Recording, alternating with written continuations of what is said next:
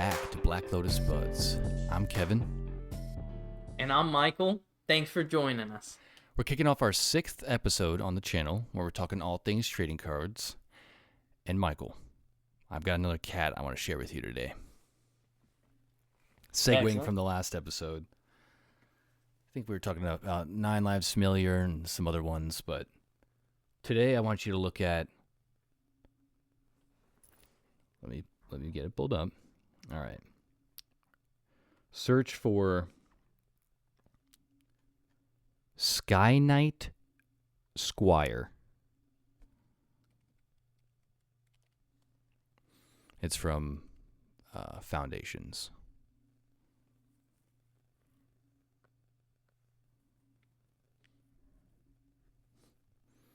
They're okay. It's a 1/1 rare. There's two. There's like a... I'll pull them both up. I usually... So... It's so common to there's just like- look at the regular card, not the full art card, but I'm sure the full art card is sweeter than the Yeah, regular. it is actually. You should look at it. You're right. Let But me look the that up. I got the regular one too. It's like this nice pilot in his a hefty little coat, little feline guy with his whiskered beard, and this I don't know what what bird this is. It's got like a very long thin beak, craning neck, Yeah. all white. Is it a I should crane? know this. Or a Stark or something? Could be. I don't remember. I took this class. I had to for the exam. They would play literal, like you would just hear like, and you'd have to be like, I know what that bird is. That was the exam. And like they're saying, they had like birds on the table, and you had to be able to be like, I know exactly which species this is in Virginia. So I'm bringing great shame to my education here with this fantasy bird, but I got nothing. I love how this bird is.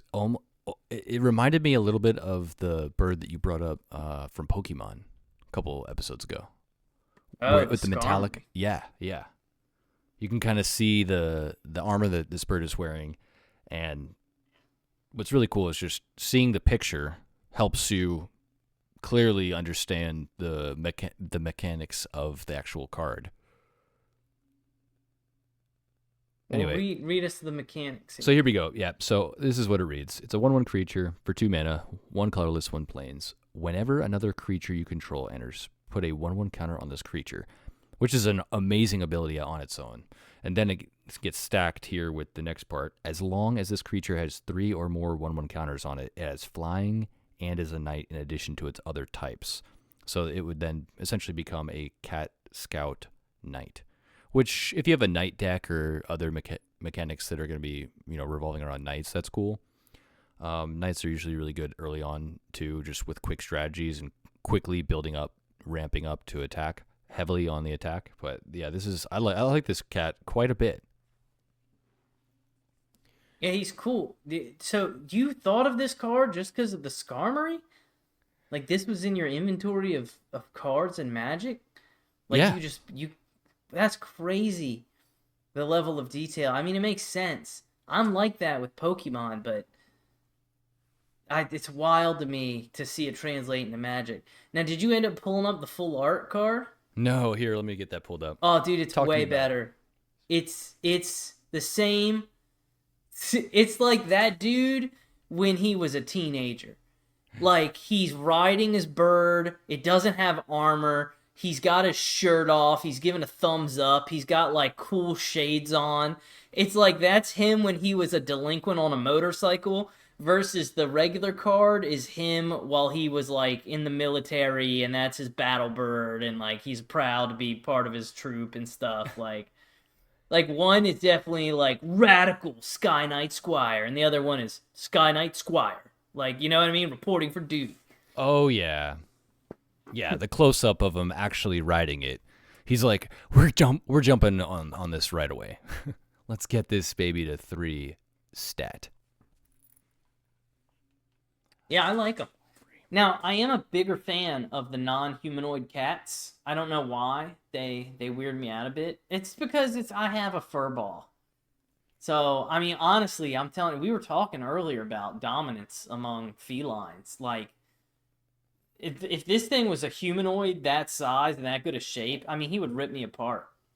Like, cats are so fast and agile. Like, panthers are pulling out giant, I don't know if they're anacondas. I don't know what they are, but you ever see the videos of them pulling out giant snakes? They're ferocious. Like, I'm not fighting this guy. Oh, it's terrifying.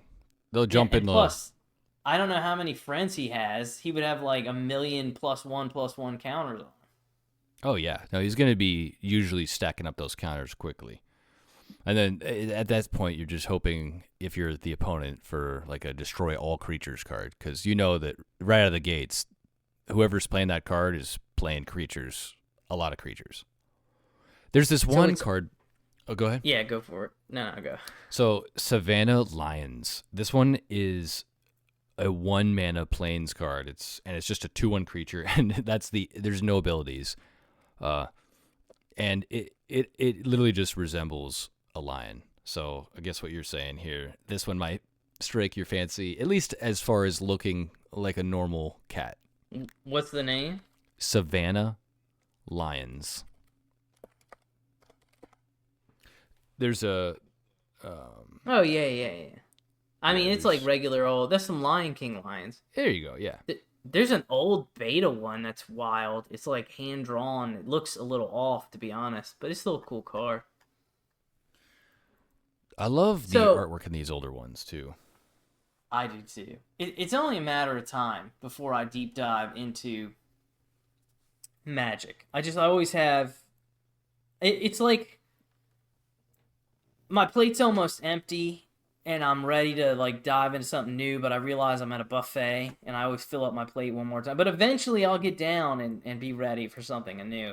But I have appreciated the mechanics of Pokemon more and more as I've played it, and I think it's probably easy for them to balance because there's like 3 main sets of cards, which really means there's 3 big metas. And to be honest, I'm pretty sure that there's a Mewtwo deck that's just unstoppable. Like, it's just dumb. Like you're specifically referring to Pokemon TCG player, right? Yeah. Okay, yeah.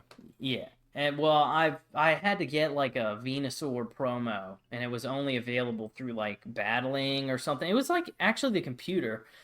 And then there was another event, but I've battled a few people, and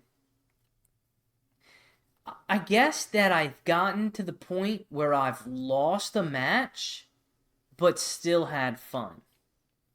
And that's something that there wasn't balance for me before. Like it was just, like I said, it was like, I've griped about this so much, I feel like, but it was, I'm trying to pull one card and we're all just drawing and you got to worry about the energies. And the way this is formatted, it's like, I was getting my butt kicked, but I maneuvered around. I like retreated a couple times and swapped out cards and forced him to I think he burned like it's like an X speed or something. It just helps you retreat for free, basically. And it came down to me, will I draw my Charizard? Which it's like pretty likely. I mean, there's only 20 cards in there, and a lot of my cards are draw 2 more cards. So it's like, it came down to the last one. And when I didn't get it, I conceded the match. I was like, you got it, you won. But before, when I played, I wouldn't have fun. Like if I lost, I just hated it because it wasn't fun to be had. There was no hope. There was no, I could draw this card. It was literally, I have to wait 6 turns while this dude just annihilates me, and there's nothing I can do about it. Was that Well, yeah, I was just going to say it's the other way around, too. Or I would be doing that. But here, it's more... Like, there have been times where I was playing, and I did something, because I'll be playing at work a lot, and then I'll be like, oh, crap, like, I made a mistake, and it will cost me the whole game. And it's like, because I now know that dance is there, and I'm playing opponents at my level, so they're not, like... they're not so good where I don't even understand what happened, and they're good enough where when I'm dancing, they understand it and they dance back. And it's enjoyable because of that. Where I don't know why, maybe it was a matchmaking, maybe it's like a player count thing, but before it was like, yeah, they draw this card, it's like, okay, well, I might as well quit. And I don't like quitting, so I would just sit there and suffer. But then if you're gonna quit, it's like you know within a couple turns, and then it's like, why did I even play? If the only thing is, if you just draw your hand, you place 2 cards, and one player quits, why are we playing? You know what I mean? It just seems to be much more balanced, and I like that. Yeah, it sounds like the ramp up is a little bit more even and like progressing rather than just quickly getting out the monster card and then wrapping up the game, which is like to compare it to Magic, that ley line. Oh my gosh. It's one of the ley line cards where if you have it in your opening hand, you can have it on the battlefield right away. And what it does, the red one in Magic, is just so dirty. And people are just like, all right, fuck this. I'm really going to have a difficult time assuming that I'm going to win or expecting that I'm going to actually do anything early game, given how strong that card is when it's on the battlefield. And for 4 mana, if you don't have to pay that 4 mana, I mean, geez, right there.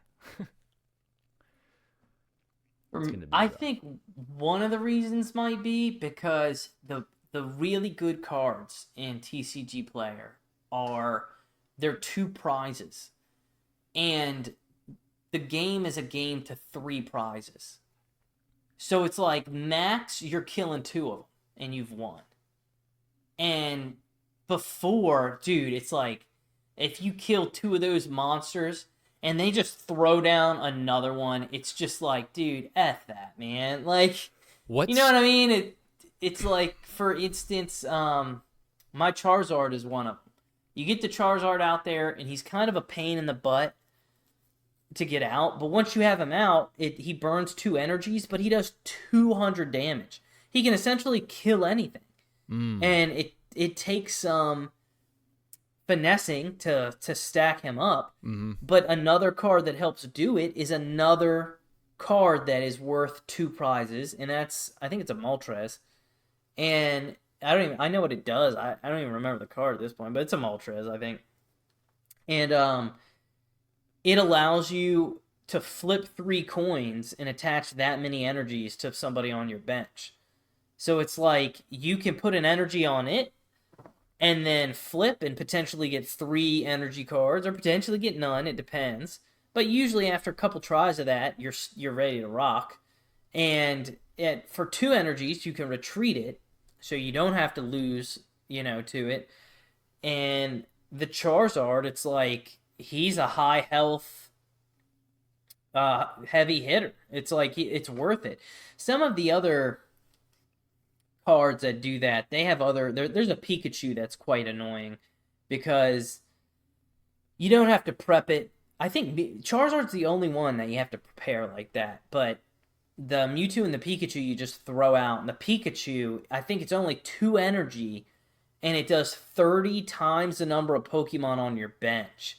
And it's just kind of annoying because, like, in 2 turns, that thing can do, I think it's 90 damage a pop. Wow. And then, I mean, I have Pokemon like that too, but they have to be evolved, and then they have to burn an energy. But then again, there's not 2 prizes. So the prizes and the low, it's like the format completely changed it for me. 3 prizes, 20 cards, no energies to be seen. And it's fun. I'm shocked. I've been trying to get some people into it at, like, I work with at my part-time job and stuff. And some of them, they talk about it, but they're having the same reservation as I was. They were like, why would I get cardboard cards that aren't cardboard cards? Like, why would I not get the cards? Yeah. And I'm like, I get it. But it's because, for me, I haven't played any Pokemon on a mat in real life in 5 years, 4 years or something, Yeah. But I played TCG Player, yesterday. What other cards other than Pikachu, Charizard. Like, what are the ones that intimidate you or are intimidating to the opponent? Not It's the big name ones, or is it just a it's lot of these? It's common to see like these regular, Venusaur, Bulbasaur, or whatever. No, yeah, they're all the big ones are the cool ones. But it's not Mewtwo. It's actually there's a card. I think it evolves from Ralts, maybe it's called Gardevoir. I can't really remember, but I know its ability, and it just allows you to attach like energy to Pokemon, and it all you do is you sit it there on your bench, and all of a sudden this guy is just attaching energies to all his Pokemon for free, and it's like the most BS nonsense. Like my Moltres does that, but I have to have a Moltres that is worth 2 prizes out and susceptible to damage, and B, I can't do anything. So if I have 2 energies, I can retreat. If I have 1 energy, I can flip and RNG get 1.5 on average energies out on a Pokemon on my bench, one that's not out right now. Or I can put 3 and then I can attack, but I can't put the energies out. But this other card, I think it's Gardevoir. It's a Pokemon ability, which means it can just do it from the bench as a magical power. It just does it. And that is the single most difficult thing I've encountered so far. Because Wow. it's like, what do I do? If I'm not perfectly set for that, which I mean, you rarely are, it's over. And it's like, it just seems like the easiest it's over. You know what I mean? Like, Card, I yeah. can do it. Yeah, I'm like moving and retreating, and it suits me better because it's more interesting. Like, even being against that same setup, I was like, okay, I retreated enough to where he knocked almost everybody out, but he couldn't kill him, so he couldn't take the prizes. I just kept hiding him on my bench. But then it came down to it. I had a Charmeleon stacked with energy. I had to place him out, and I had to draw a card. If it was Charizard, I won. If it wasn't, I lost, and it was not. And it was like, damn, Yeah. it came all the way to the wire. There's when you say retreat, there's a card that's actually named Felidar or maybe Felidar Retreat in Magic, and it's from the newer set Foundations, and it's the exact opposite of retreating. I mean, it's a card that's really really powerful because of it working just like that guy that you're talking about, where every turn or every combat it's able to do a whole bunch of stuff for you. This card, it's every time a land enters the battlefield, you get to choose one of the 2 abilities on it, and you can just pretty much both of them are amazing. So you just get to choose which one's going to work better for me in this moment, and that could change the very next turn and then back and forth. Those 2 abilities are back to the cats. Here we go. Create a 2/2 white cat beast creature token. And then the other ability is put a 1/1 counter on each creature you control. Those creatures gain vigilance until end of turn. So if you're low on creatures, you want to just stack up some cats. But once you have enough creatures on the battlefield, this is a 4 mana enchantment. So by turn 4, you might already have a couple creatures out there. Putting a 1/1 counter on everything, and then everything has vigilance until end of turn is pretty sweet. I mean, pretty hard to slow down. What is vigilance? Vigilance is where when you attack, your creature is not going to be tapping. So essentially, Oh, you'll then be able to use your creature to block on your opponent's turn if you need to. Or it just prevents your opponent from blocking, or I'm sorry, from attacking if you have a creature that could block it, in some yeah, that's pretty cases. wild. Yeah, and I love cards like that where it's like it's the mana cost of that was 4, so yeah, it's pretty pricey, but what it does over a couple turns is gonna be worth that 4 mana. Did you end up buying any foundations? I have not dipped my toes into Foundations just yet. I So, have. uh, I came, I for my YouTube channel, I do the like half of a box every week, and I do so many sets that I've come to the sad conclusion Because it's only half of a magic box I open. It means I do Pokemon, and then I'll do like DBZ, and then I'll do Pokemon, and then Yu-Gi-Oh, and then Pokemon, and Sorcery, and Pokemon, and One Piece, and Pokemon, and then finally, Magic the it's Gathering.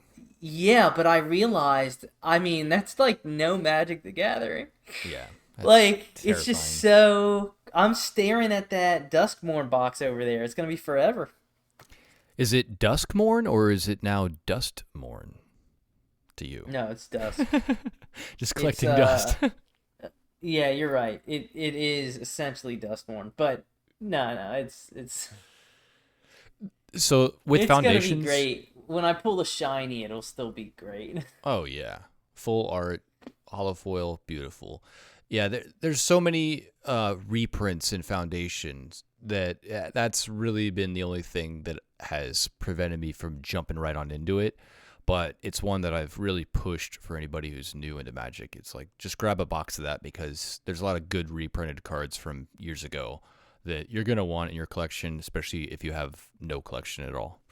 And it's of course always fun just pulling packs, especially when you've got a box and you can just keep ripping them open or playing draft. I mean, I was just playing draft yesterday in person with a friend of mine, and we had 3 packs in front of us.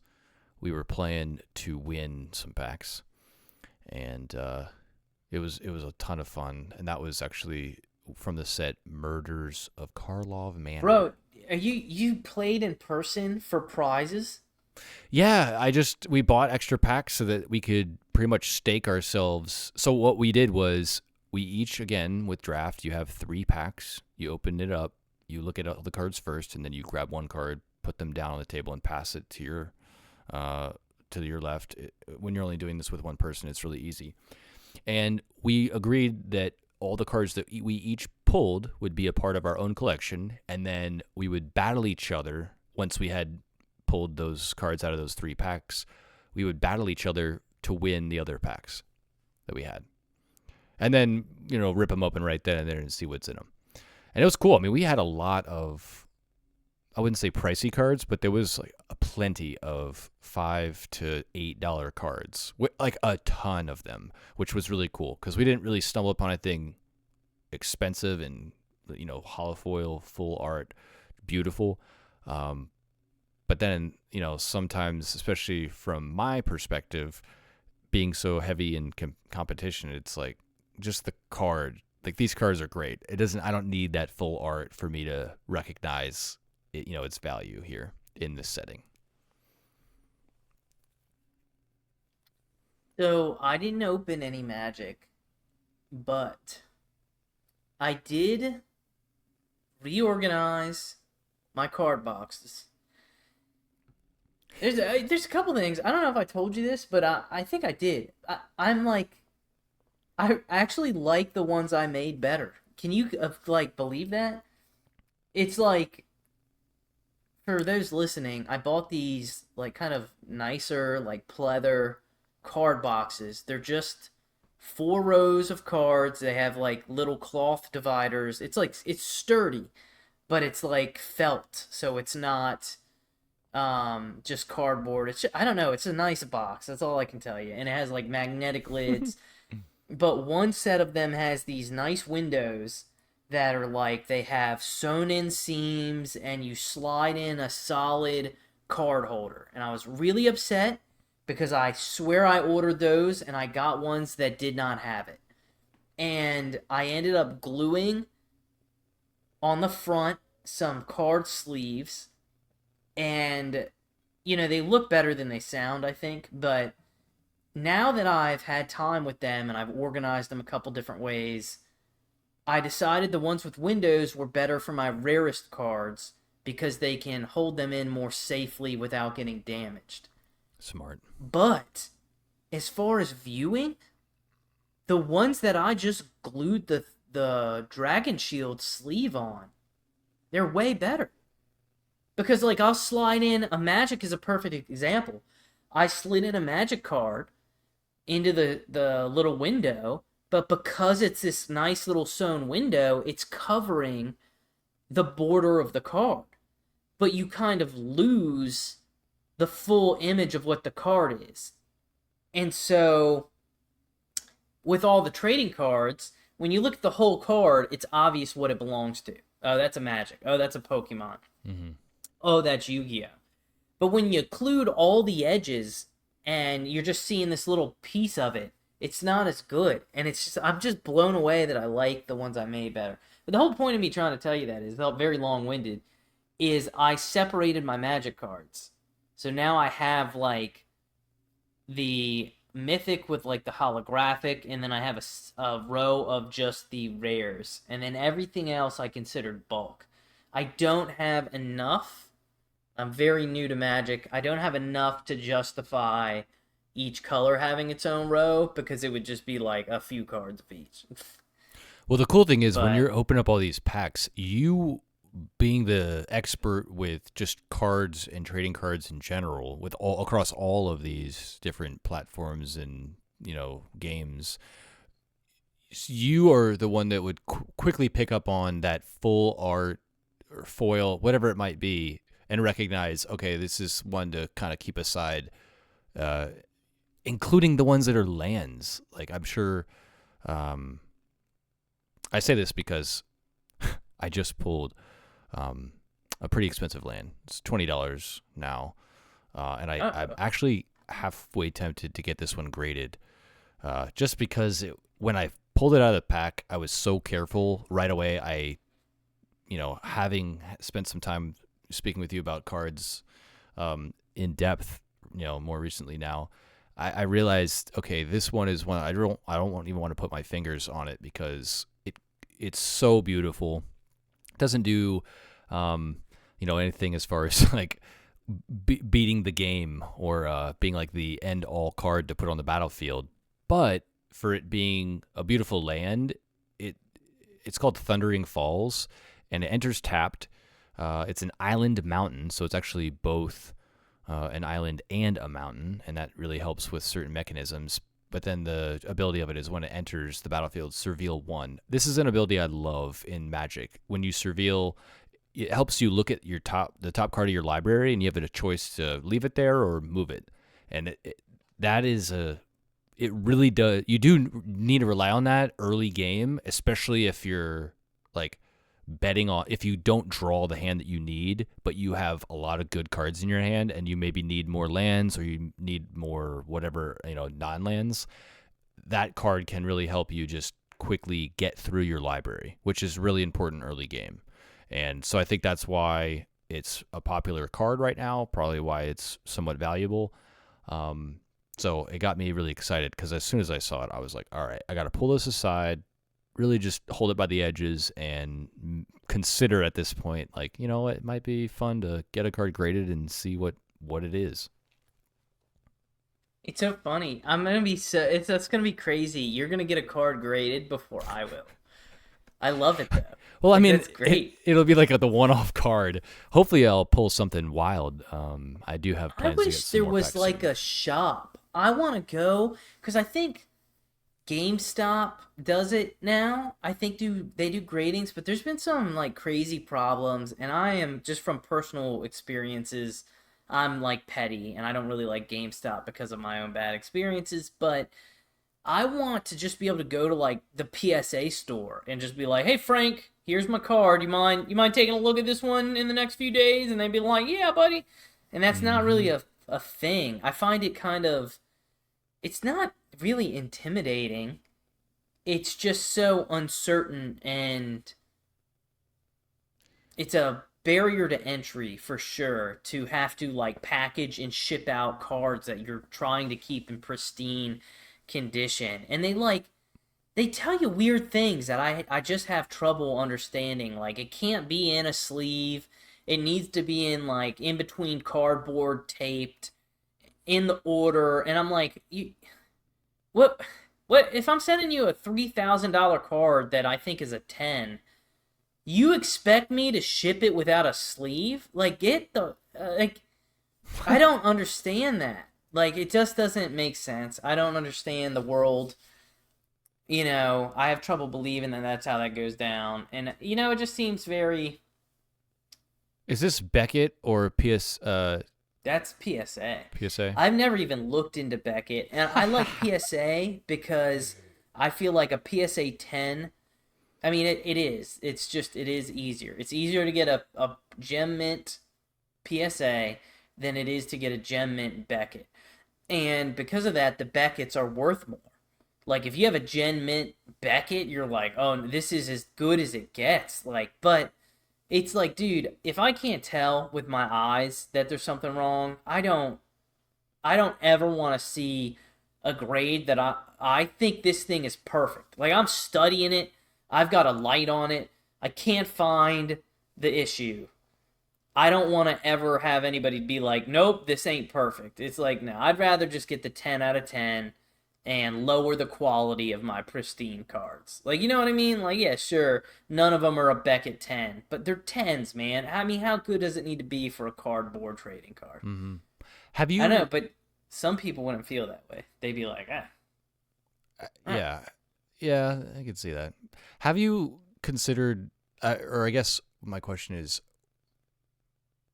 at what point do you pull the trigger on grading cards?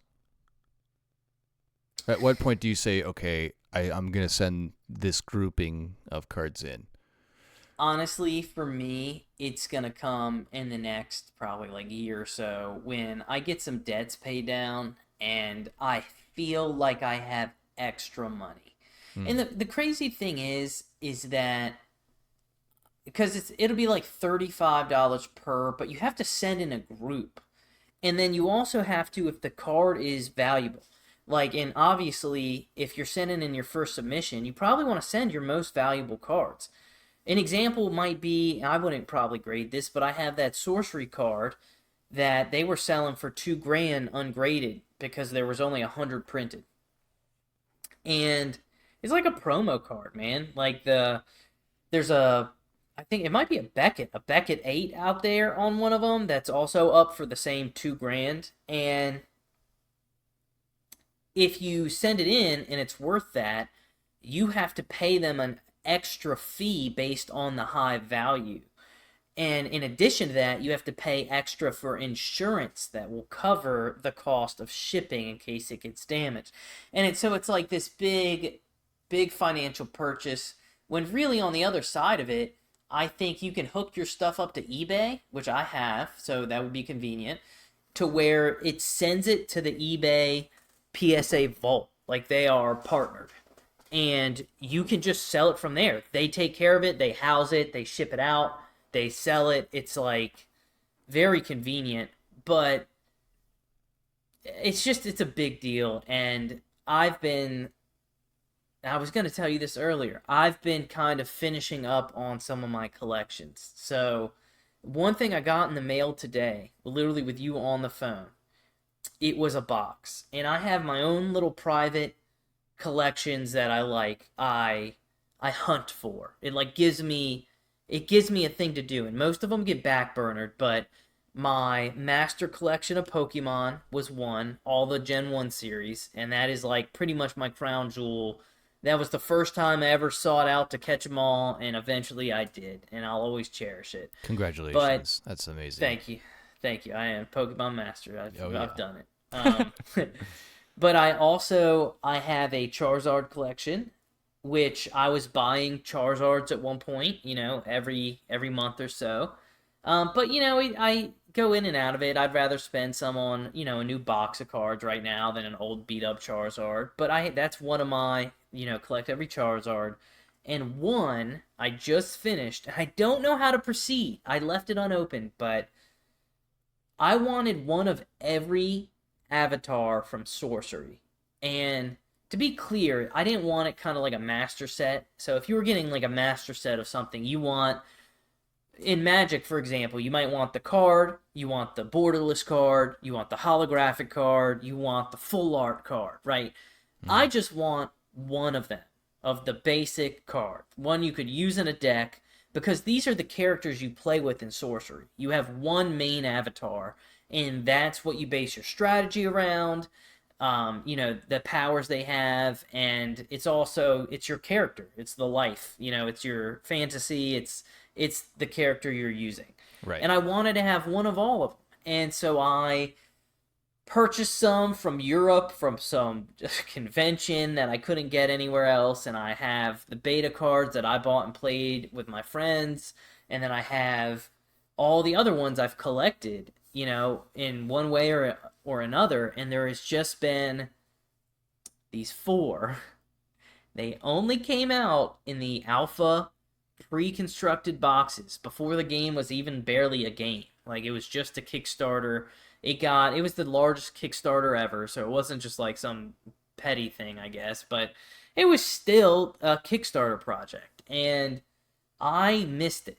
When I learned about Sorcery, it was literally right when it closed, and I was searching for a new Pokemon. I wanted to take the adventure from the beginning with anything. Just a new hobby, a new card set is what I hoped, and I found it, but those cards are worth alone like 1 to 200 each, like the avatars from those decks. And so they're selling for like between 400 and 500. And when I lost my 60 pounds, I won my $1,800. It was like 1,900, but it was like right under it, I think, like 5 shy. And I paid bills, and I got a supporter pack for Path of Exile, and I bought this deck. I actually talked the guy down to 350, which I thought was actually kind of fair.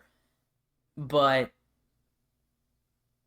now I have this box, and the cards are inside of it. It's sealed. So it's like, now I have them, but I can't put them with the rest of them because I don't want to open this product.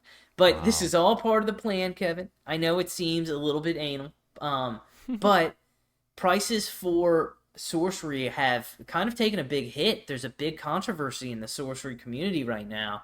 I'm literally part of a Facebook group, and there's just been like these 2 bad players that are just terrorizing everybody with spam and hate. And it's because they're reprinting the beta. Oh.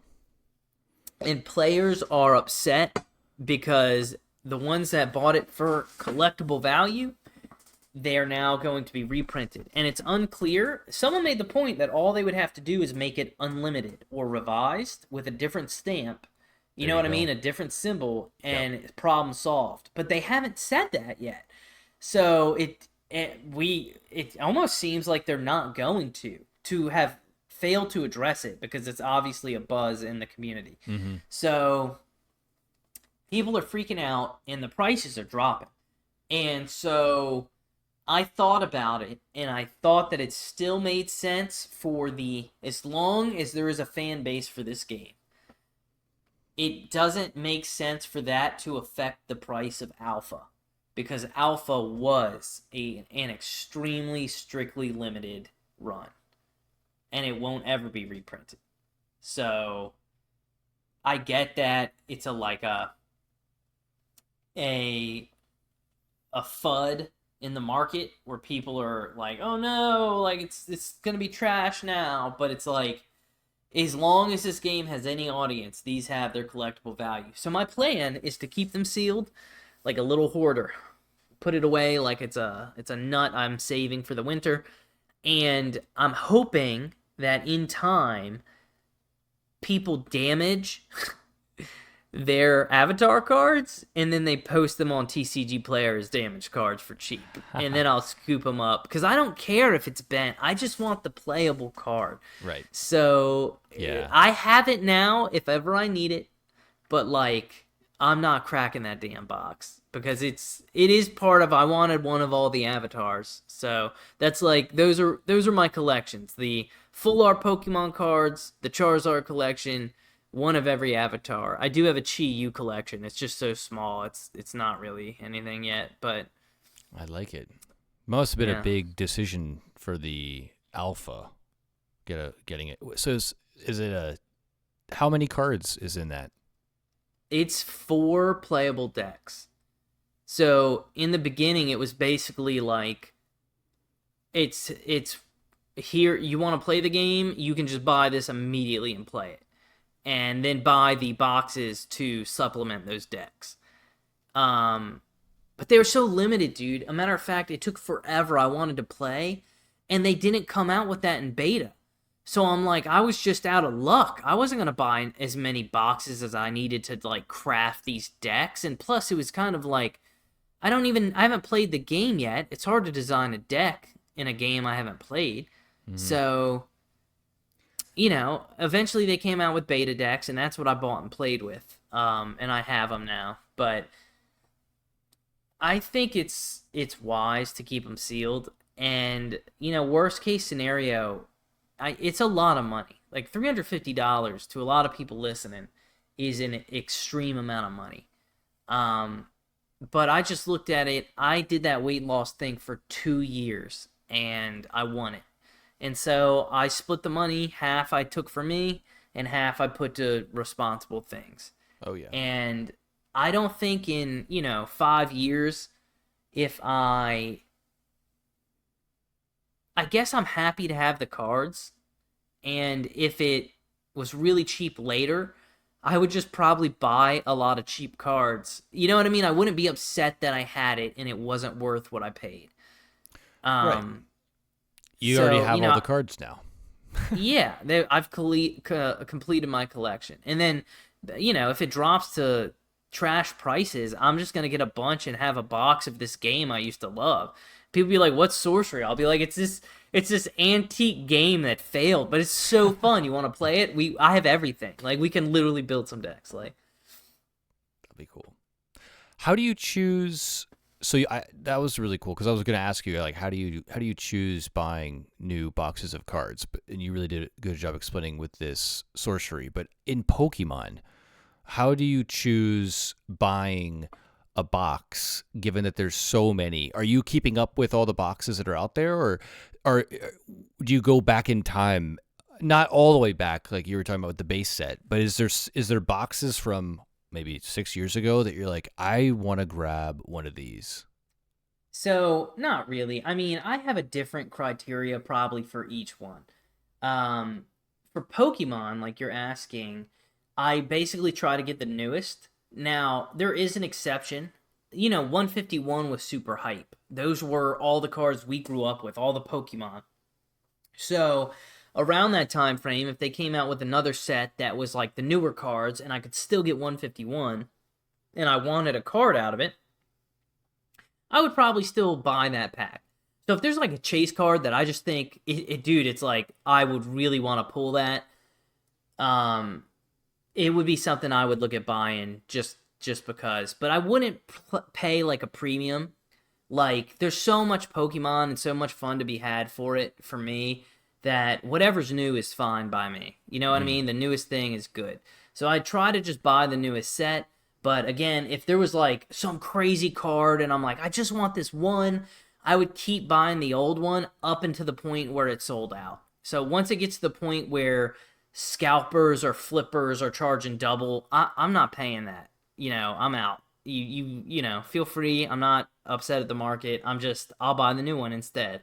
For something like Dragon Ball or One Piece or even Yu-Gi-Oh! Right now, I'm like, I just don't care enough. Like, you know what I mean?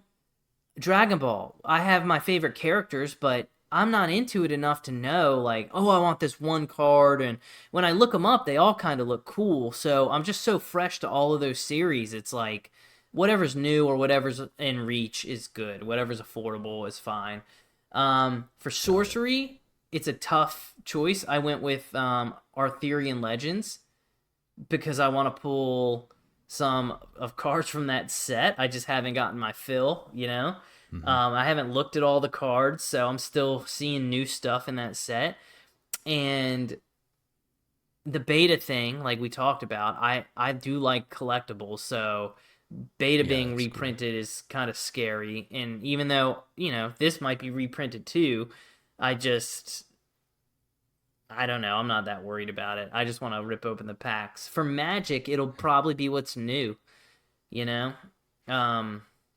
Yeah, and there's some really cool ones up on the horizon. All into 2025, there's some really fun boxes that I think are going to be really big hits. Even with the one that drops, I believe, in February, with a bunch of vehicles and then dinosaurs. And these vehicles are cool because you're pretty much getting a creature that you have to crew the vehicle. So they literally, are tapping, so as if they would be blocking, but they're not. I'm sorry, they're tapping as if they would be attacking, but they're not. When you tap them, you're now pretty much putting that creature in the vehicle.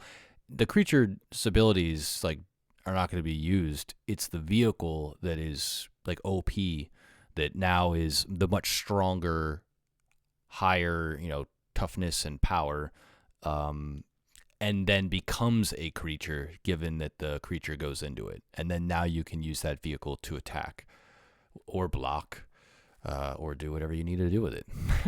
Crew it just to trigger another ability. Yeah, and I'm excited because with dinosaurs, they're always these high, or for the most part, high power and toughness creatures. Very strong. You're not going to be able to just take a card that deals something 3 damage and be able to kill it quickly, especially if it's a 6/6. Pugnacious is one of the cards. I think it's maybe just Pugnacious Dinosaur out there from not too long ago, and it's a 3 mana card that's a 6/6 dinosaur. So I mean, that's pretty much the best of the best you're going to be able to get as far as powered toughness for 3 mana. I got really lucky with Duskmourn because it's my cup of tea. So, I mean, dinosaurs I'm not against, and I feel like if I open them, I would start to gain an appreciation for them. But I'm naturally attracted to horror and magic, and I feel like Duskmourn is that. So 100%. That was kind of a really good box for me to get. The other one was Bloomborough, and that also, I guess I have a soft spot for the little creatures. Cute creatures, oh yeah. Yeah, that's a good sell too. Magic does some cool stuff, man. I am intending on getting back into Arena, but right now you're down. It's the greatest RPG of all time. It's Path of Exile 2. I just can't. Well, here, before we get to Path of Exile 2, Yes. while we're on the topic of Duskmourn, I would like to break us right into the next segment. We're bringing it out again. This one or that one? Excellent. So today. I'm ready. I've been studying. Okay, good. I'll throw you an easy one, hopefully. We'll see what happens here. This one comes straight out of Duskmourn and House of Horror. Dude, I might know name. You may. I believe I mentioned it at one point, but this one is called Fear of Missing Out. So there's a lot on this card. I'll read the whole thing and then be able to answer any questions. So it's 2 mana, 1 colorless, 1 mountain. So it's a red card. It's an enchantment creature, which again is cool because it's both an enchantment and a creature.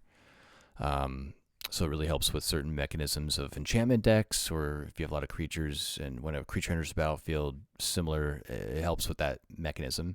And it's called a Nightmare, and this is what it reads. When Fear of Missing Out enters, discard a card, then draw a card. So pretty cool. Early in the game, you're able to try to, maybe dump something into your yard or just try to search for a land if you need one. So that's not too bad. You have to do that, so you can't pass on that. You do need to discard a card and then draw a card. So hopefully you don't have the perfect hand when you're dropping him on the battlefield. But this is the rest of this card. It's called Delirium. Whenever Fear of Missing Out attacks for the first time each turn, if there are 4 or more card types among cards in your graveyard, untap target creature. After this phase, there's an additional combat phase. So just to kind of condense that down, basically, whenever he attacks, Fear of Missing Out, you're now able to have an additional combat phase after that first combat phase, which is very, very rare in the game.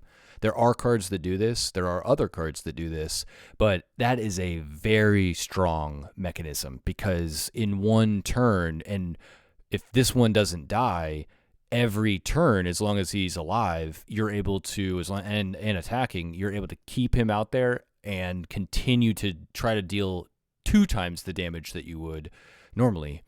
If you have like a really, really overpowered card that you're just untapping that one every turn, maybe like something like 10/10 with Vigilance. So that's the first card. Quite a bit. And he's a 2/3 creature. So again, for 2 mana, halfway decent. And then I'm going to... any questions on that guy? I don't think so. Okay. The other one is a little bit easier to digest. It comes all the way back. Wait. What? I was wrong. What does he look like? What's the card look like again? So Fear of Missing Out. Oh, yeah, no, you love all this. This one is pretty hard to describe. I'm just looking at the regular card, so not the full art one or borderless, but it looks to me like something really fucked up. It's like a spider creature that's expelling ghosts out of its mouth. And excellent. That's perfect. Okay, yeah. And again, yeah, it is a nightmare, so it definitely makes sense and pairs with that quite well. The other card is from Innistrad Midnight Hunt from years ago. This is the first set that I got into. When I got introduced to Magic, this was the first box that I got and ripped open and have this card in my collection. So this one is called Unnatural Growth. It's 5 mana, and it's an enchantment. It's 1 colorless and 4 forests. So it's a green card. And this is what it reads. At the beginning of each combat, double the power and toughness of each creature you control until end of turn. So again, to kind of digest that, both on your turn and your opponent's turn, you're doubling the power and toughness of each creature you control till end of turn.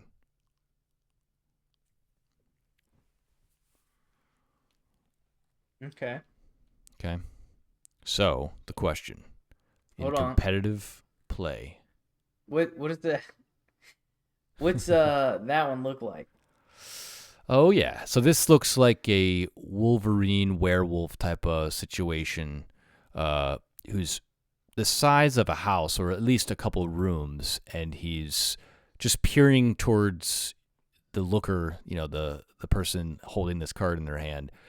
Probably, moments before he rips through this village with all the, in the depths and fog underneath him, it looks like there's people running away. So the question is, in competitive play, which do you think is better, Michael? Fear of Missing Out or Unnatural Growth? To you. I don't know, but I'm going to go with that just because if I was pulling them and I didn't know any better, I would probably be more excited to try to build a deck around that. Okay. It just sounds like it'd be good. It is very good. I like it for a different reason. I will tell you why I like this at first. So Fear of Missing Out, what I like about that card is just it's 2 mana. So quickly in the game, especially if you have an artifact, like a 1 mana artifact, there's many of these that can just give a creature haste. You can equip it to a creature for 1 mana, and right away that creature can attack. So something like maybe that, having that available, so on turn 3, you've got an extra mana to the side, you can play Fear of Missing Out, attach an artifact, and immediately have Fear of Missing Out attacking, or FOMO attacking. That would be a early game, pretty destructive play. And then of course that puts the target on FOMO. But overall, I love Natural Growth. I've had it for a while. I've been playing with that card. It's buried in a deck of mine that it comes out here and there, and just the ability to, on each combat, double the power and toughness of all your creatures is just very, very useful in competitive play. And what's crazier, in my opinion, about that one is when you're playing with multiple people, on however many people you're playing with, if you're playing with 4 people, on everybody's combat, When you've passed your turn, now you've got 3 other people you're playing with. Every single time it becomes their combat, all your creatures get insanely strong all over again, and then it stops. At the next person's upkeep, your creatures are just regular again, and then right when it gets that person's combat, boom. Wait a right second. Back in it. It keeps activating? At the beginning of each combat, double the power and toughness of each creature you control until end of turn. So, like, if 4 turns go by, it's going to double 4 times? No, so it doubles it, and then it goes away at the end of that turn. Okay. Yeah. Yeah, It doesn't 'cause I double was it and like- keep it there. No, Yeah. oh man. I was like, if you have an infinite forever mode, I didn't even understand that. But okay. Just making sure. Yeah. But you did. I mean, that's again. I would lean towards unnatural growth. That in this case, being the better card, just because overall that one really does show. It showcases. It turns a bunch of little creatures into monsters, pretty much.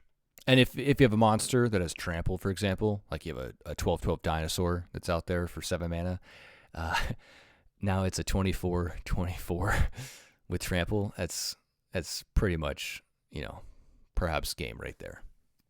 Yeah, well, I mean, I just was thinking of, like, throwing that thing out there, and it's like, if have a really strong monster, it's probably enough to kind of win the game. But if you're kind of on the fence, like you're defending, it's also probably enough to turn the tides. So I was like, some of the cards we've gone over, I felt like it would just have to be really late in the game. Whether it was because of the mana cost or some other I was just like, that'll take forever for me to even pull out. Will I need it? And it's like, pretty much whenever you pull this one, you can use it. Like, I mean, like, if it's going to be helpful to you in some way. Yeah. And it's for forests, though, so that's like the tricky thing, because it is designed almost to be difficult to play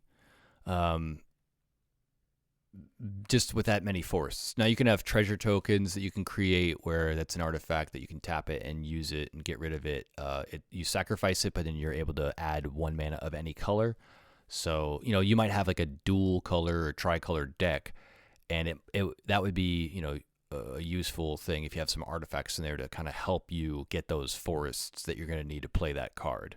Now, Fear of Missing Out also would work late game when out of nowhere it enters, and as long as it survives into the next turn, or like I said, it gets haste right away and can attack, boom, now you've got an additional combat phase after this one, and you're able to untap your target creature. So if you have any other creatures with vigilance and one that's just trample with no vigilance, and it's again like that 12/12, tap that bad boy, let the combat damage resolve, and now you've got another combat phase, and you can attack with that one again. You're probably running through their defense and then leaving them totally exposed for that next combat on your turn. So that's a crazy one. And then there's another card in the game, Alchemy's Gambit. Is one that's from a couple years ago that I love, and there's other ones similar to it. And this one is, when your turn ends, you get an additional turn after this turn. What? Yeah, so that can really screw them up, especially if you have Fear Missing Out, because now with just those 2 cards, you could pretty much have 4 combat phases, essentially back to back.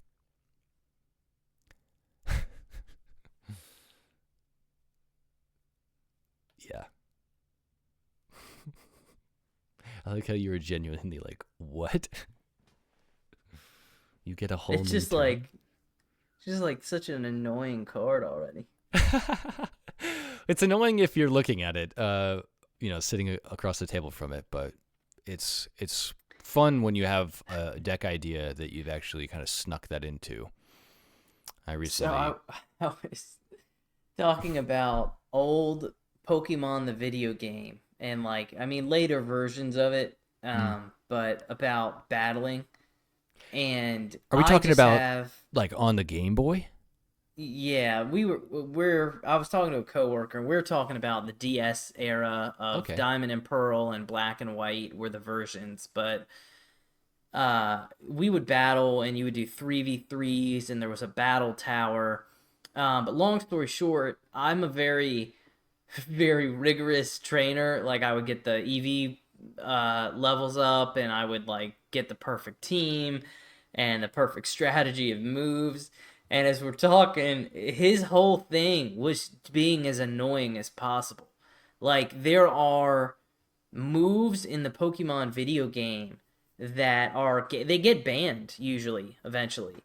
Um, but things like he was talking about one where there's one Pokemon that is like a shed skin of an insect and it's called Shed Ninja. But because it's just the exoskeleton, it has 1 HP. It's like barely a Pokemon. Well, you can like there's some like life lock you can use and it like your opponent's Pokemon is attached to that one, and then you can start a sandstorm that automatically does 1 HP damage. And it's like at the beginning of the match, you just trollily you knock out one of yours, but one of theirs too. They're just instantly dead. And Oh, it's like there was something similar with a level 1 Rattata that you used to be able to do, and it was just like these BS moves. And it's like I have this I hate that same kind of like shenanigans. It's like I respect it in a competitive sense, but it's just like so frustrating to come across that kind of stuff. yeah. But some people love that, man. That's like part of the fun. He was like reminiscing the most. He was like cracking up. He's like, "Oh my god!" And another one I used to use, and it's just like you could tell he really enjoyed it. He would be flipping out cards like that and be like, "And it will be my turn again." Oh You just gosh. Yeah, I mean, it when you have that card in your hand, you get kind of excited. To be honest, you're really like, all right, you're really trying to. It's like a chess game at that point. Like really, your queen is looking at that king. Okay, if I can just sneak over here and then move to the spot that's gonna checkmate him, it's gonna come quick. That's pretty much what you're looking at with these cards that are you get an extra turn or you get an extra combat. I think it's called Alchemist's Gambit. I thought I said alchemy earlier, but either way, that's a fun one. And you can play it early. I think it's only 3 mana to play it. But then the kicker, the what happens is it says you get an additional turn after this turn. At the beginning of your end step, I think it is, you lose the game. So you have to have destroyed your opponent in combat or prior to combat on that second turn. You can play its cleave cost, and I don't know what it is. Sorry, I don't have the card in front of me. And what cleave cost is pretty much like remove the words in parentheses or whatever it is. And what that does for that card is it just removes the fact that you would lose the game if you don't destroy them. But the cleave cost is absurd. I think it's like 4 or 5 additional mana. So you'd have to have a ton of mana to play to drop that card, and then not have to worry about risking not beating your opponent in that second turn after your first turn, which is just insane to even think about. did you ever hear?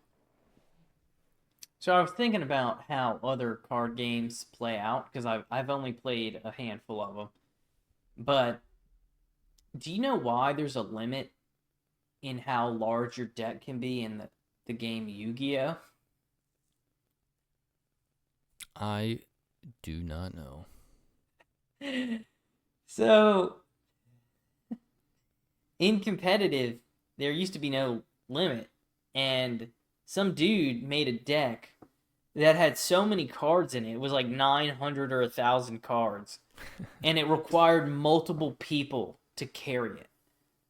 Like she was just enormous, and it was full of cards that it was full of cards that required you to like search your deck and reshuffle.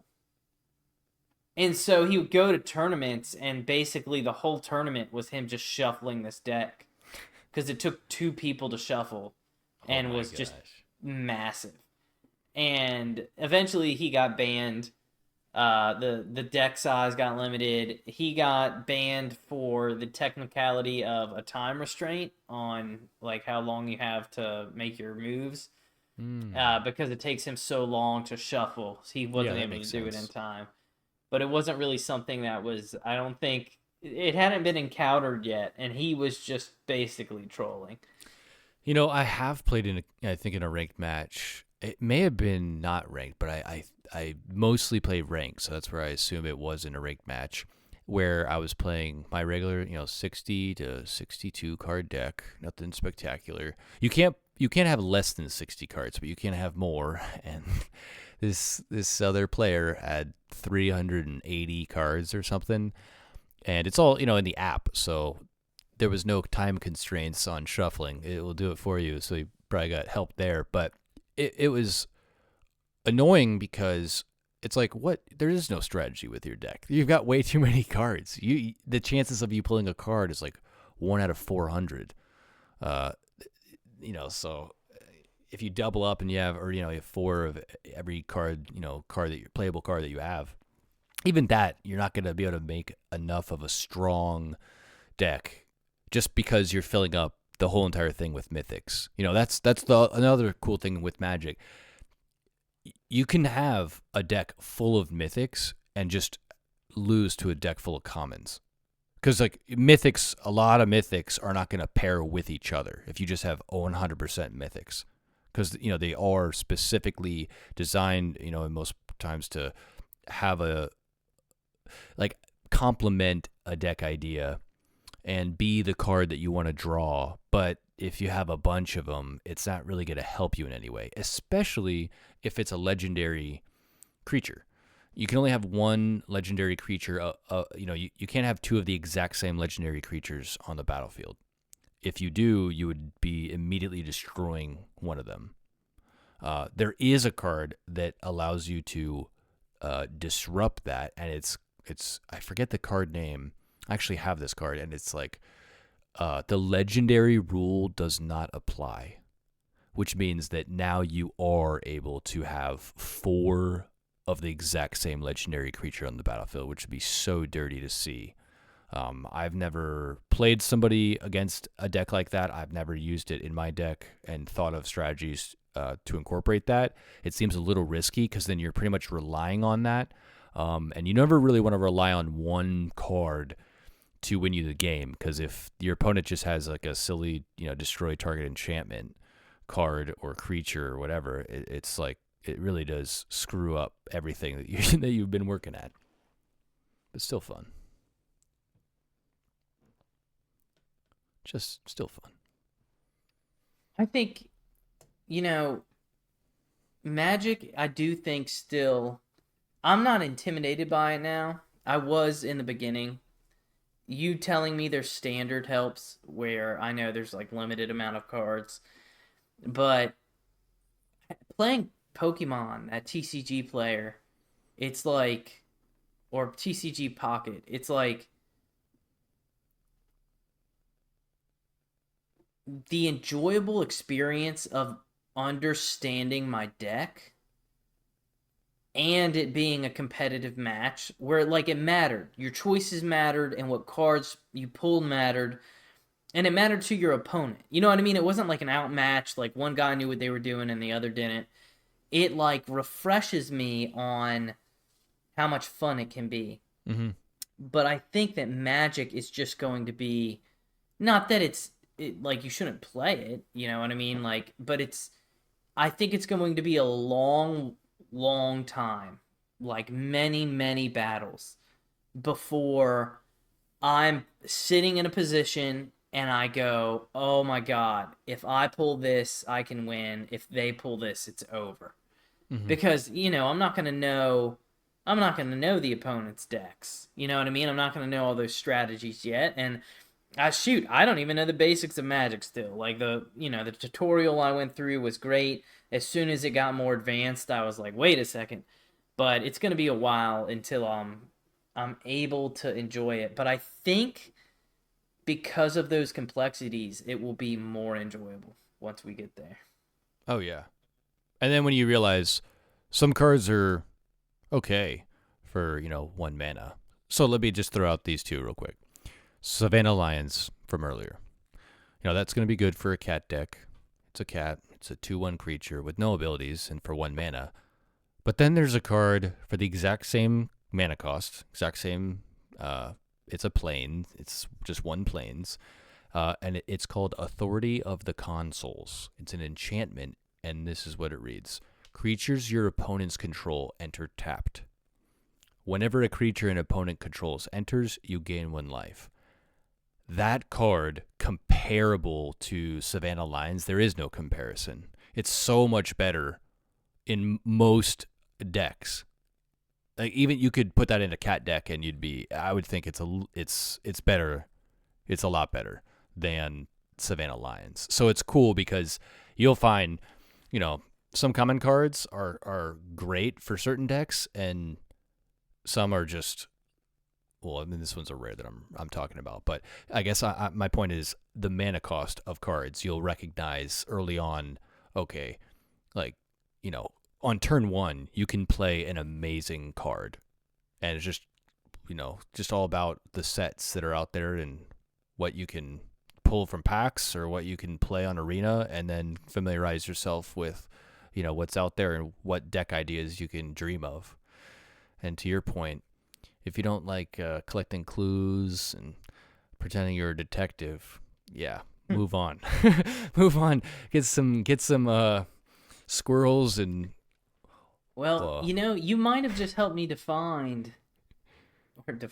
you might have helped me define how I'm going to proceed with Magic, because from a collectible standpoint, there may be a time where I just buy them to build a deck or to battle or do draft or something, but from purely just collecting, I may choose based on how much I like the set. Dinosaurs and vehicles, maybe not.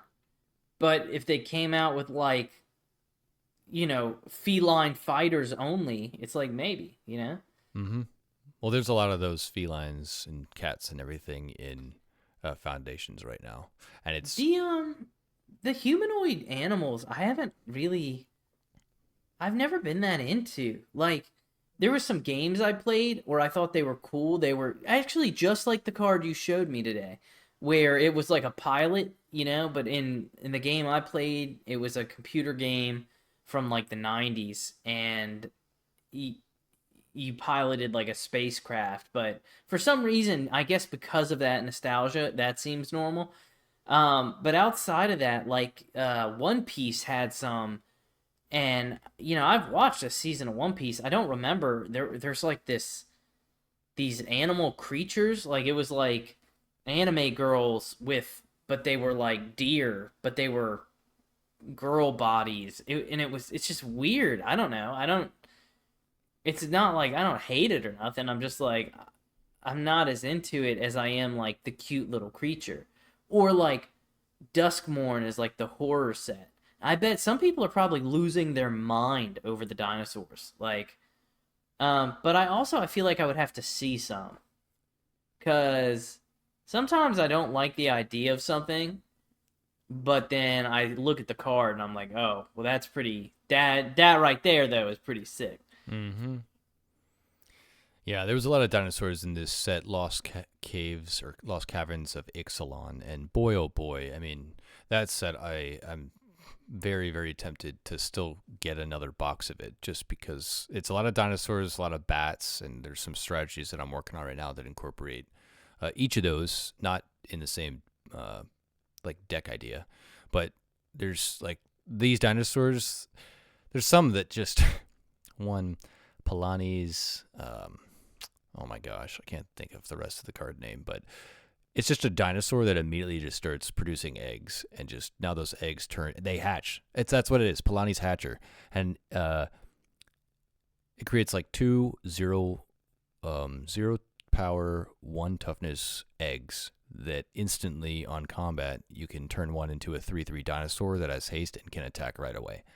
And then the other one next combat turns into a 3/3 creature as well. And if you have more eggs, then they'll just keep hatching, and it like quickly ramps up the dinosaur idea, where these things are just like turning it from like little eggs, so cute and doing nothing at all, to instantly, and in most cases dealing damage to your opponent, which is how you win the game. So dinosaurs can be a cool, fun strategy if you're looking for those big creatures. Duskmorn and all these horrors and stuff opens the door for those wild strategies where it's not all just creatures. You're doing a lot of enchantments. You're doing a lot of weird mechanisms that are almost kind of fooling your opponent and having them question what's to come right after this. And that's another enjoyable part of the game where you really just don't know in a lot of cases what your opponent has up their sleeve, and it makes for a fun time. I feel like I'm always like, and then it's just so fun. No, I know, because you love it. That's okay. I do. I'm sleepy, I think, just because it's late for me. It's like about midnight. I So, got it. unless you have another topic, are you okay with going into our last little segment? Yep. The only other card I want to mention, since we're on the topic of cats tonight, Arabo, the First Fang. This is the one that you saw. We were talking one time. Yes. Hell yeah. And that's a solid card, so I just want to make sure I threw that out there, because if you're talking cats, you can't overlook that one. Oh my god, this isn't the same as you showed me last time, is it? You might have looked at the normal card. I don't know. Are you looking at Yeah, Borderless now? Bro, like, yeah, hold on. Let me. Yeah, dude, they're dramatically different. I didn't look at this other one last time. Oh wow, yeah. So, for those listening, Erbo the First Fang, it's like a lion, but it's more mighty than a lion. It has this forked tail and a braided mane, and it's definitely a fantasy creature that goes beyond what a savanna lion is. As mighty as they are, this thing, it dwarfs it. It makes the lions, the bobcats of the Savannah. Yeah. And then I clicked it in. I looked at this with Kevin before, but I did not look at the border list. In the border list, I mean, bro, everything's different. They're not in the desert. They're in the clouds.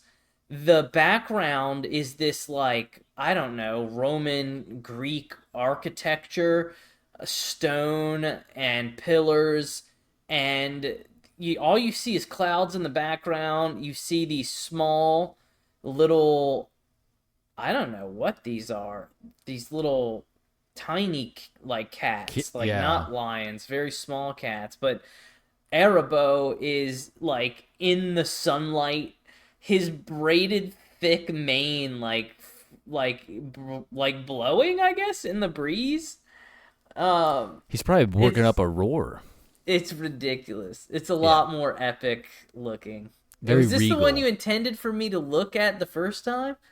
Yeah. Just because. So today, that's why I just went into a blank, because I was like, oh boy. Well, maybe I should show you Savannah Lions. I'm like, well, that one's not really that fun. So the other one that I had, I'm like, all right, well, bring that one up. But I wanted to circle back to this guy just because this is the cat you want. In the second one, when it's all lit up, he's got this very oddly zebra print body.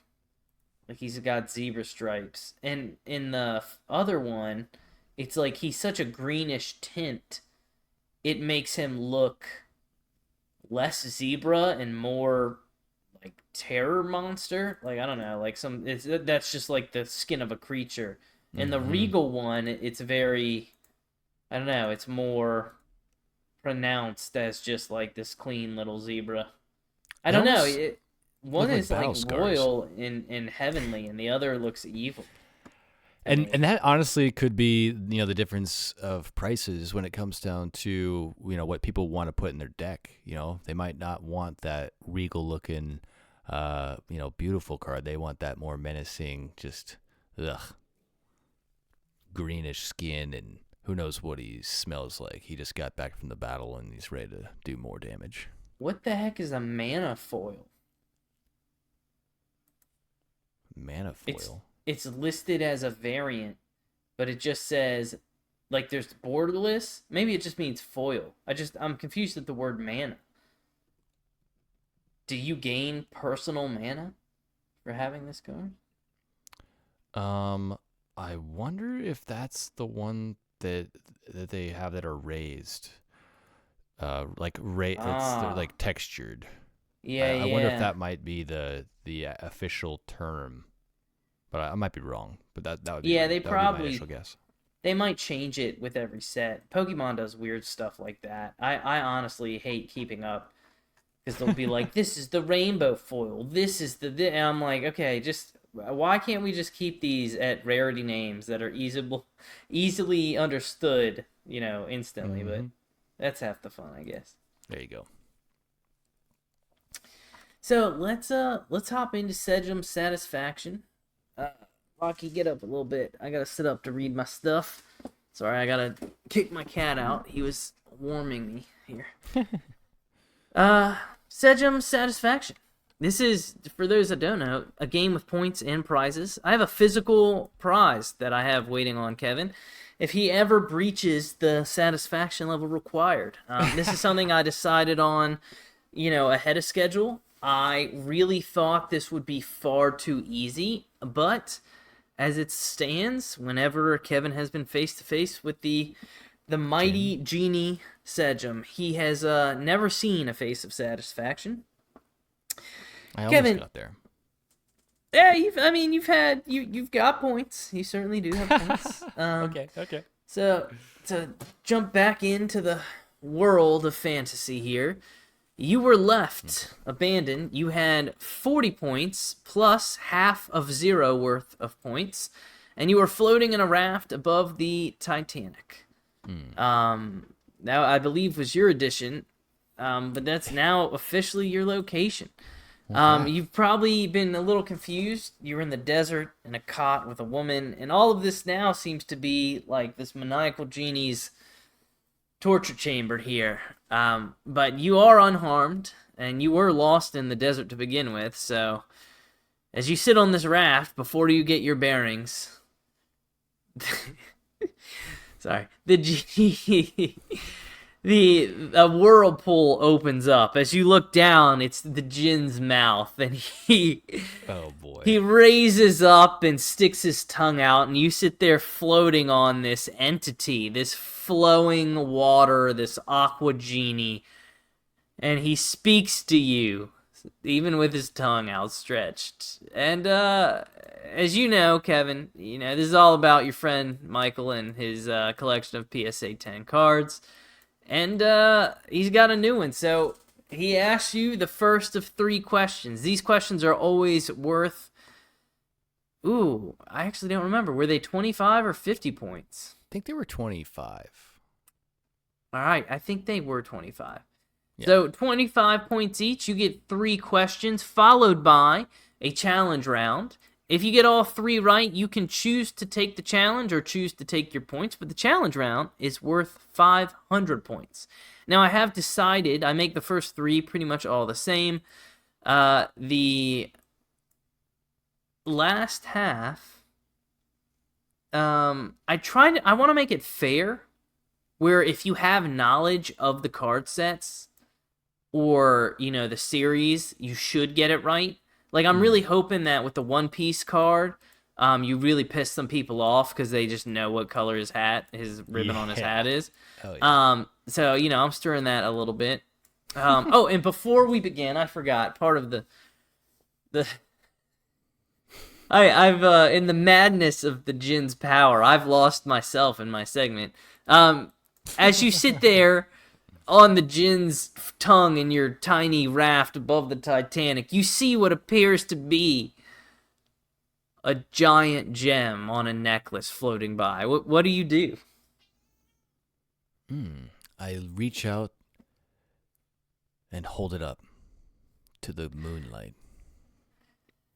As you look into the moonlight, you see a glisten. As you look closer, you just see the djinn, and he's inside the gem, and he says, what set is this PSA card from? Is it A, Yu-Gi-Oh, B, Magic, C, One Piece, or D, Pokemon?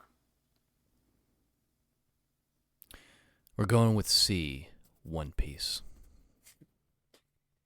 All right, well, the genie, he's upset. All right, the lightning begins to strike in the little gem you're holding. It melts away now, and you see him appear before you as a floating entity, still on his tongue and yet also before you. He has his arms crossed, and he just continues to ask. This, for you, a little information. So this was a Yu-Gi-Oh card that I got. It is called the Red Eyes Black Dragon.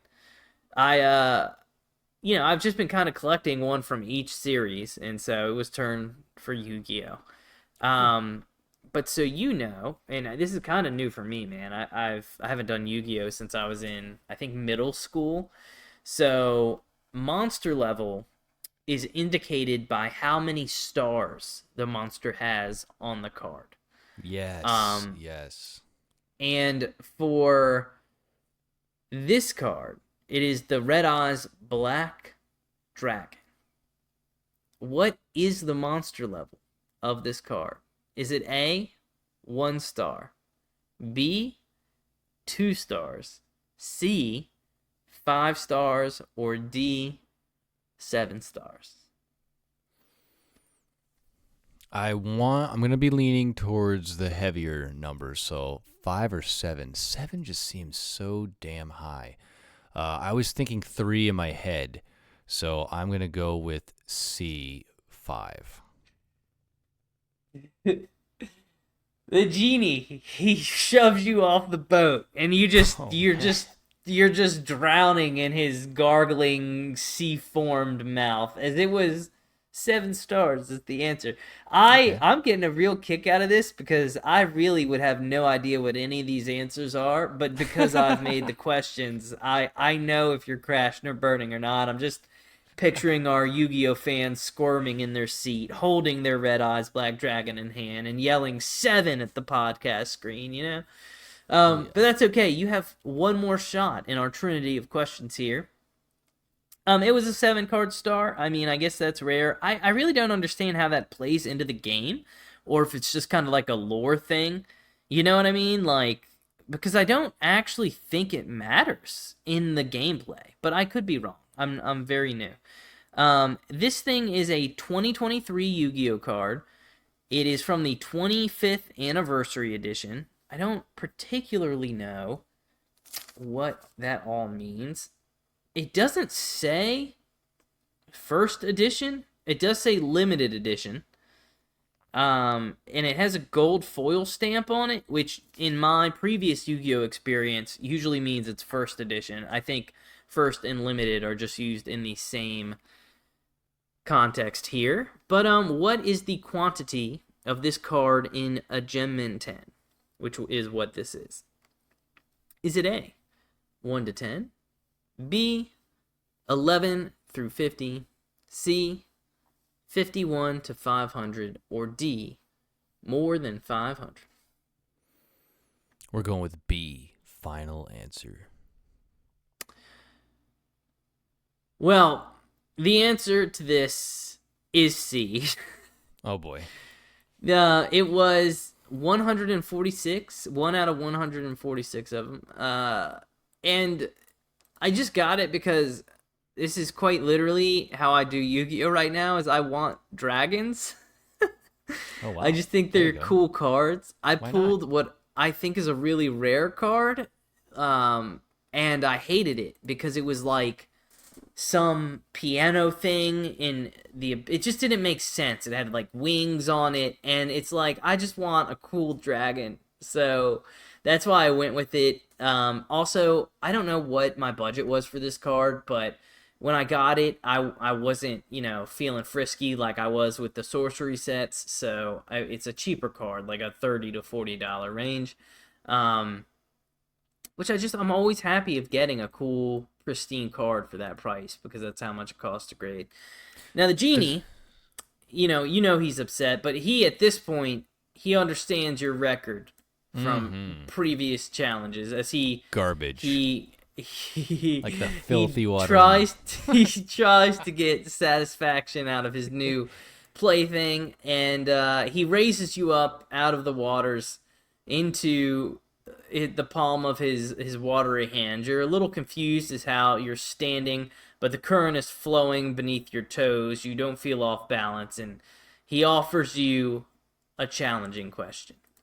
So in Yu-Gi-Oh, similar to, I guess, Magic and other games, sorcery and things like that, all of the monster cards, they have attack and defense stats, and they're always a number.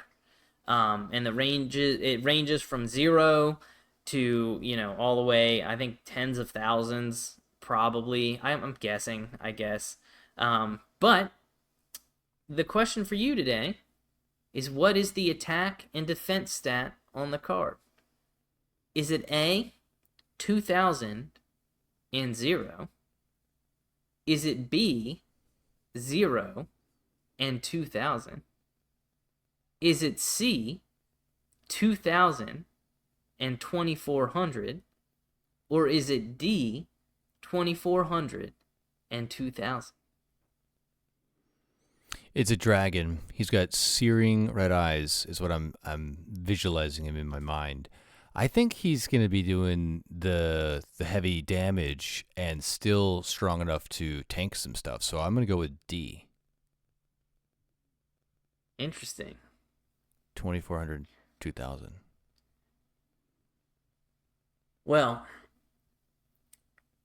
the genie before you seems to disappear. Everything streaks upward, and you realize you're just shooting through the air. As you look around you, there are fireworks bursting off, and you see a red-eyes black dragon flying through the sky. It's the genie. He catches you, and he lets out a roar, and you know for sure in this moment that he is truly satisfied.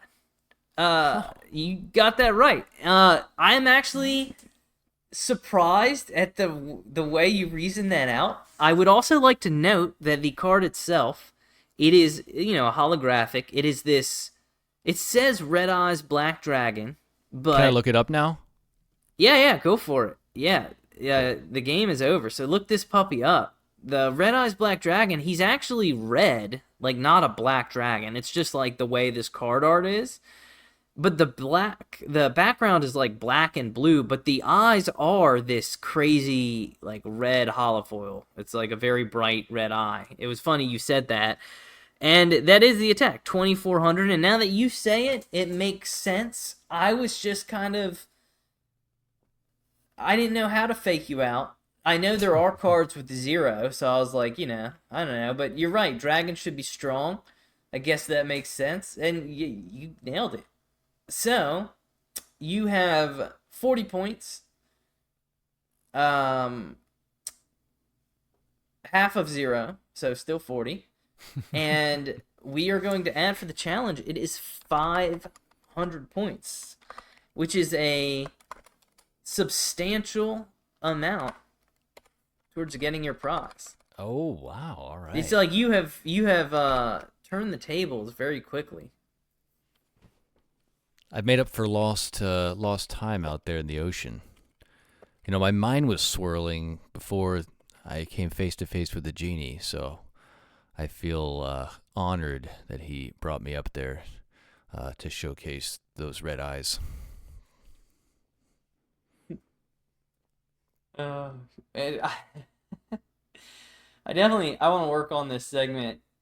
I had written this down a while back, but I haven't really had time to put a lot more into it. But I'm hoping that as time goes on, that you call me the master of like TCG collecting, but all of these card sets I'm kind of new into.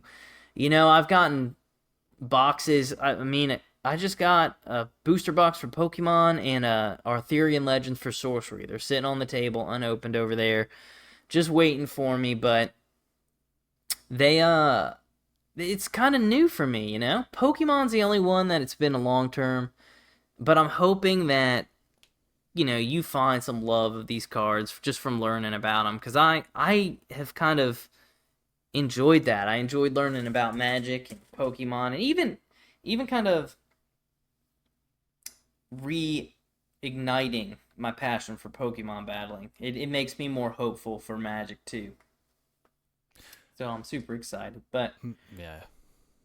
we'll end the segment there with you flying on the Gin Sejum, which is you've never had this kind of interaction, and you guys just sail out into the night with a satisfied Sejum.